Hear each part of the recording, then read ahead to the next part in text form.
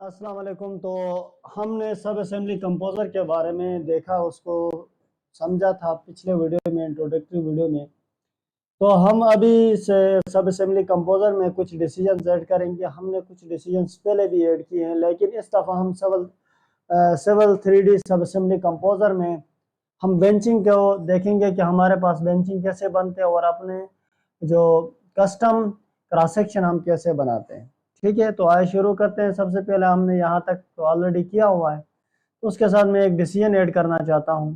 तो यहाँ पे मैं इसको ड्रैग कर दे और इस पॉइंट पे आप लेफ्ट को छोड़ दें।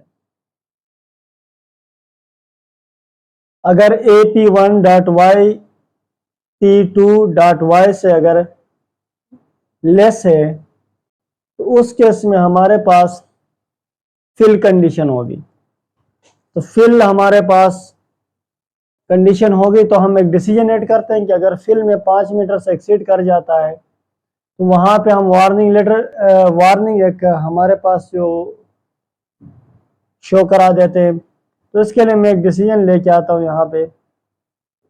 अगर ये ट्रू हो गई ये कंडीशन, तो हमारे पास जो P इज लेस देन, ये हमारे पास हाँ लेस देन P2 डॉट, तो ट्रू हो गई। तो हमारे पास एक कंडीशन हम अप्लाई करना चाहते हैं कि उसमें इसके लिए एक और कंडीशन हम अप्लाई कर देते हैं। उस कंडीशन में हम लिख देते हैं कि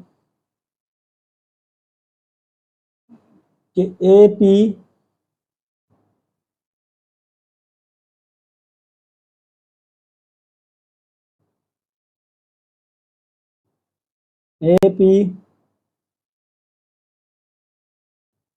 डॉट वाई P2 AP नहीं P2 dot Y minus AP1 dot Y sorry greater than minus is less than 5 metre, is less than 5। Okay, तो हमारे पास ये क्या कंडीशन होगी कि अगर ये हमारे पास लेस होगी तो हमारे पास ट्रू होगी, और जब हमारे पास ये ट्रू होगी तो हम एक और पॉइंट ऐड कर देते हैं यहाँ पे। ठीक है, उस पॉइंट को हम यहाँ से लेके जाते हैं स्लोप टू सरफेस, और वहाँ यहाँ पे मैं इसको अप्लाई कर देता हूँ स्लोप टू सरफेस। तो यह मैं यहाँ पे -200 इस पे अप्लाई कर देते हैं, और उसका पॉइंट का जो रीजन होगा वो हमारे पास P2 होगा। और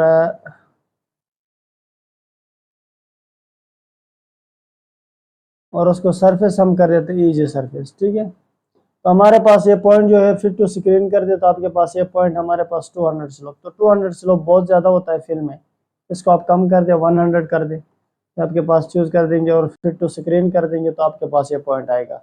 अब इसको आप लिंक कर दे, जी आप इसको लिंक कर देते हैं आपके पास यहाँ पे लिंक आ जाता है। ठीक है, उसके बाद हम जो फॉल्स कंडीशन है उस पे हम एक वार्निंग रिपोर्ट यहाँ पे लेके आते हैं। इधर से मैं ड्रैग कर लेता हूँ वार्निंग रिपोर्ट को, और वार्निंग रिपोर्ट हम इसका जो लिंक है उसको देते हैं कंडीशन के साथ। ठीक है, डिसीजन के साथ आप इसको डाउन कर दें ताकि आपको पढ़ा जाए, और इस तरफ आपका ये आप थोड़ा सा इस तरफ कर दें। ठीक है, फॉल्स कंडीशन में आपके पास एरर होगा, यहाँ पे मैं कह देता हूँ वार्निंग, और यहाँ पे लिख देता हूँ कि एच एक्सीडेड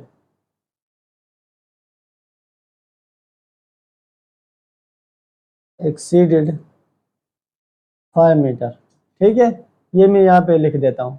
अब इसको मैं ड्रैग करता हूँ, साथ साथ हम टेस्ट कर रहे हैं कि हमारे पास काम कर रहा है कि नहीं कर रहा है, तो ये भी बहुत ज़रूरी है। इसको आप डाउन कर दें। ठीक है, आप इसको मज़ीद डाउन कर दें।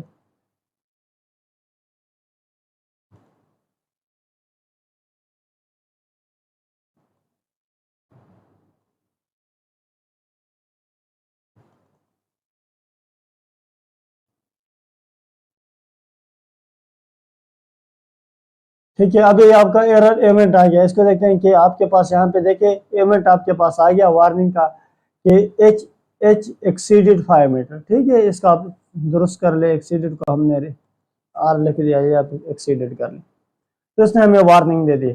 उसके बाद अभी हम कट की तरफ जाते हैं, अपना जो ईजी सरफेस है उसको हम कट की तरफ लेके जाते हैं ताकि हमारे पास रिव्यू में बेहतरीन नज़र आए। यहाँ पे हमारे पास कट की सिचुएशन है, तो हम कट में नॉर्मली डिच होता है हिल साइड पे या कट साइड पे, तो हम इसका एक डिच यहाँ पे जनरेट कर देते हैं, पॉइंट लेके आते हैं यहाँ पे, इसको हम कनेक्ट कर देते हैं और इसको आपने इसी के साथ कनेक्ट कर देना।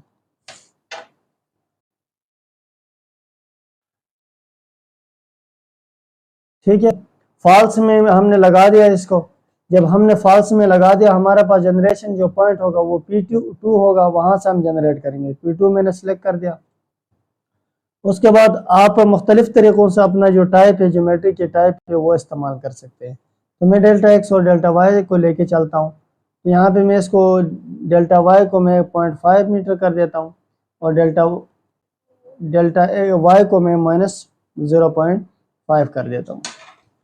जी मैंने इसको 0.5 कर दी, तो हमारे पास -0.5 कर दी। मैं इसको यहाँ पे एंटर करता हूँ किसी और में, या फिर तो स्क्रीन कर दे, आपके पास ये डाउनवर्ड आ जाएगा, ठीक है, नेगेटिव, क्योंकि आपका जो वाई है वो डाउन है। आप इसको लिंक के साथ जोड़ दें, आपने इसको लिंक के साथ जोड़ दिया। उसके बाद आप एक और पॉइंट ऐड कर दें यहाँ पे, ठीक है। इस पॉइंट में आपने क्या करना है कि आपके पास डेल्टा एक्स डेल्टा वाई, ठीक है, इसी तरह आप रहने दें। अभी वाई में मैं 1 मीटर का इसका विड्थ देना चाहता हूँ, ठीक है, it's up to you, up to your design. Automatic ये लिंक था ऑलरेडी, तो ये कनेक्ट हो गया। इसके बाद मैं एक और यहाँ पे डिसीजन लेके आना चाहता हूँ। डिसीजन में अगर हमारे पास इस डिसीजन को लेके आते हैं, क्या कि इसमें हम क्या डिसाइड करना है। सबसे पहले इसको थोड़ा सा आप वेस्ट कर दे, बढ़ा दे, ताकि आपके मूवमेंट आसान हो, विजिबल हो। कि उसके बाद हमने P7 से एक डिसीजन अप्लाई की है। अगर P7 में डिसीजन में बता देता हूँ, इसको कह देता हूँ कि अगर हमारे पास P जो पॉइंट है हमारे पास वो एक्सीड कर जाता है, ठीक है, यानी यहाँ पे मैं ऑक्सिलरी एक पॉइंट भी अप्लाई करना चाहता हूँ P7 पे। P7 पे एक ऑक्सिलरी पॉइंट हम लेके आते हैं, इसको आप यहाँ पे डिसीजन इसकी लिंक को डिलीट कर दे, डाउन कर दे इसको।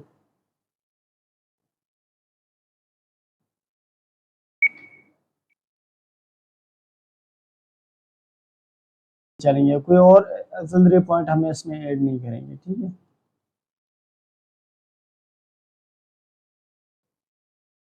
ठीक है, इसके बाद हमने P7 और L7 के बाद हमने डिसीजन लगा दी। तो डिसीजन का हम मकसद ये है कि हम यहाँ से कह देते हैं कि हमारे पास जो P7 है,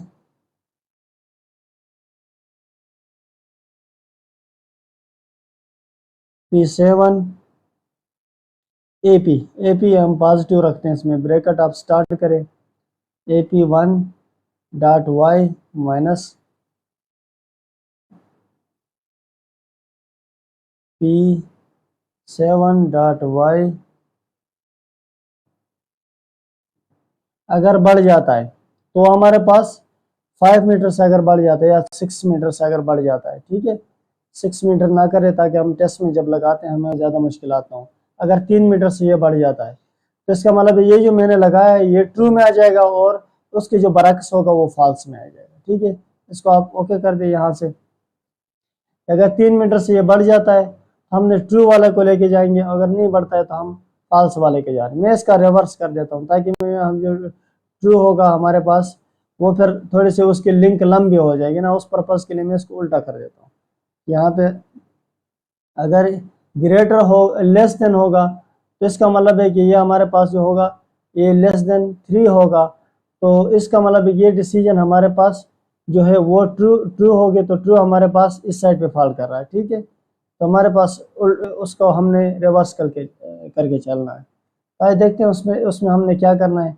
अगर इससे कम है तो हमारे पास एक पॉइंट हम लेके आते हैं यहाँ पे इस जगह पे, उस पॉइंट को हम यहाँ से इसको लिंक कर देते हैं।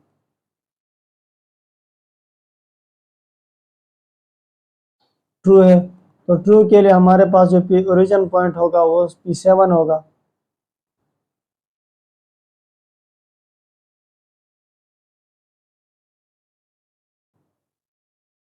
P7 होगा और स्लोप टू सरफेस होगा,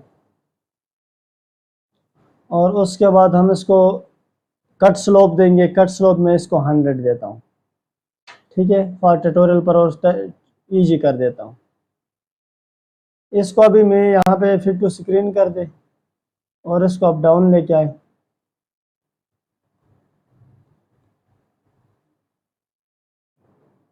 टारगेट सरफेस आपके पास ईजी, तो फिर भी आपके पास ये पॉइंट, आपके पास P8 पॉइंट लग गया, ठीक है। फिट टू स्क्रीन कर दे, आपके पास ये P8 पॉइंट आपके पास बढ़ गया, लग गया। इसको आप थोड़ा सा ड्रैग करके इधर कर दे और फिट टू स्क्रीन कर दे। ये P8 पॉइंट आपका लग गया। P8 पॉइंट पे मैं दोबारा सेलेक्ट करता हूँ और यहाँ से इसके लिंक ऐड कर देता हूँ। मैंने इसके लिंक ऐड कर दी तो आपके पास लिंक ऐड हो गया। इसको अभी मैं अप कर देता हूँ यहाँ से,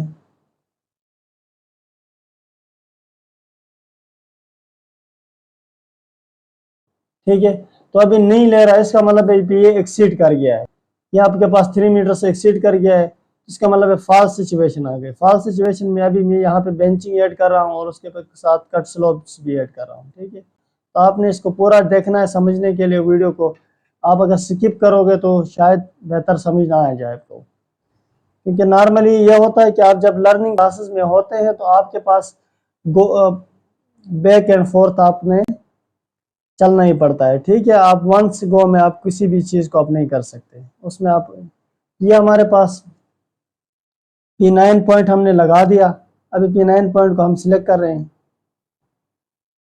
P9 पॉइंट को हम जब सिलेक्ट कर रहे हैं तो यहाँ से ये P9 पॉइंट का ओरिजिन हमारे पास जो होगा वो मैं इसको कर देता हूँ कि Y स्लोप और Y दोनों में इसमें इस्तेमाल कर रहा हूँ, ठीक है। ये मैं 100% ही रखूंगा क्योंकि मैं टिपिकली इसी वीडियो के लिए 100% मैंने चूज किया कट स्लोप को। और या आप जब सब असेंबली कंपोजर को .pkt फाइल को Civil 3D में लेके जाएंगे तो वहां आपके पास ये चेंज कर सकते हैं। डेल्टा वाई यहाँ पे मैंने असल में 3 मीटर ही रखा हुआ है अपने स्लोप्स को। मैं इधर भी 3 मीटर रखूंगा। 3 मीटर के बाद मैंने बेंचिंग देनी है, वो आप जब देखेंगे आगे वीडियो में आपको क्लियर होगा। स्लोप टू आपके पास डेल्टा वाई है, ठीक है। इसको आप लिंक जनरेट किया है, ठीक है। और आपका जो पॉइंट होगा वो आपके पास P7 होगा, ठीक है। क्या ऑलरेडी आपके पास एक लिंक बन गई। उसके बाद आपने एक और पॉइंट लेके आना है यहाँ पे, इसी पॉइंट पे। जब इस पॉइंट पे आप एक और पॉइंट आप लेके आते हैं तो उस पॉइंट को आप लिंक देते हो और उसको डेल्टा एक्स और डेल्टा वाई है, तो ठीक है। मैंने इसको कोई स्लोप नहीं देना चाहता हूँ, अपने बेंच को मैं 0 स्लोप देना चाहता हूँ। यहाँ पे मैं एक्स में 2 मीटर कर देता हूँ, यानी 2 मीटर का मेरे पास स्लोप है, ये ऑटोमेटिक आ गया।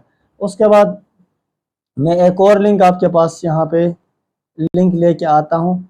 उसके बाद लिंक ही हम इसको देंगे, ठीक है। यहाँ पे हम पॉइंट हम लेके आएंगे। तो पॉइंट में लेके आया हूँ और इस पॉइंट को मैं कर देता हूँ स्लोप टू सरफेस कर देता हूँ। और इसी वीडियो के लिए मैं बार बार बता रहा हूँ कि ये मैं यहाँ पे 100% स्लोप यूज कर रहा हूँ। आप अपने हिसाब से जो परसेंटेज आपके पास होगी वो आप इस्तेमाल करें, ठीक है। यहाँ पे आप इसके लिंक आप ऑलरेडी सिलेक्टेड है, स्लोप टू सरफेस कर दे तो आपके पास स्लोप टू सरफेस होगा। इसी तरह हमारे पास जो बेंचिंग है, कट में भी हमने कर दिया, वही यही सेम प्रोसीजर फिल में भी इस्तेमाल कर सकते हैं। आज हमने ये देखा कि डिसीजन कैसे इस्तेमाल करते हैं, और डिसीजन के लेते हुए हमने अपने कट स्लोप को जब इतनी हाइट कंडीशन लगा के उसी स्पेसिफिक हाइट के हिसाब से कौन सा कंडीशन कहाँ पे फिट करना है, ये सारा हमने इस वीडियो में कवर कर लिया है। अब यहाँ इस पे मैं टेस्ट कर रहा हूँ। नॉर्मली अगर इधर जो टेस्ट आपके पास होता है वो टेस्ट आपके Civil 3D इंटरफेस में पास ही हो जाता है, ठीक है। इसको आप डाउन कर दे यहाँ पे, ठीक है। आप यहाँ देख सकते हैं। इसको आप मैं जूम आउट कर लेता हूँ, इसको मैं सिलेक्ट कर देता हूँ। ये सर्फेस ये थोड़े से सिलेक्ट करना मुश्किल हो जाता है, आपने इसे उकताना नहीं है, ठीक है। उकताने से कोई काम नहीं होता है, टाइम देना पड़ता है, फोकस जरूरी है, इंपॉर्टेंस जरूरी है। ये आप देखिए, जब मेरी कंडीशन अगर फुलफिल होती है, 3 मीटर से एक्सीड कर जाता है तो एक बेंच आ जाता है, साथ उसके साथ स्लोप आ जाती है। इसी तरह हम सैकड़ों के हिसाब से बेंच दे सकते हैं अपनी कंडीशन लगा के, इतना मुश्किल काम नहीं है। तो हमने देख लिया। अब हम अपने फिल में जाके कंडीशन चेक कर लेते हैं, ठीक है। फिल में तो हमने बेंच दिया नहीं है, हमने सिर्फ एक ही कंडीशन दी है यहाँ पे अगले आने वाले वीडियो में हम देखेंगे कि अगर फिल कंडीशन में रिटेनिंग वॉल को हम कैसे सेट करते हैं और रिटेनिंग वॉल को हम कैसे बनाते हैं सब असेंबली कंपोजर में, और उसका टेस्ट भी लगाएंगे सेवल 3D में। तो आज इस वीडियो को जो .pkt फाइल है इसको मैं सेव कर लेता हूँ यहाँ से। मैं ये बल्कि ऑलरेडी अनवार है तो इसको मैं सेव एज कर देता हूँ, ठीक है, या बल्कि इसको सेव कर देते हैं, इसमें सेव कर देता हूँ और कंट्रोल एस करने के बाद ये हमारे पास सेव है। और उसकी पैकेट सेटिंग यहाँ से कर सकते हैं। जो असेंबली नेम है अनवार है तो यह मैंने सेव कर दिया। अब इसका हम लेके सेवल 3D में इसका टेस्ट करेंगे कैसे।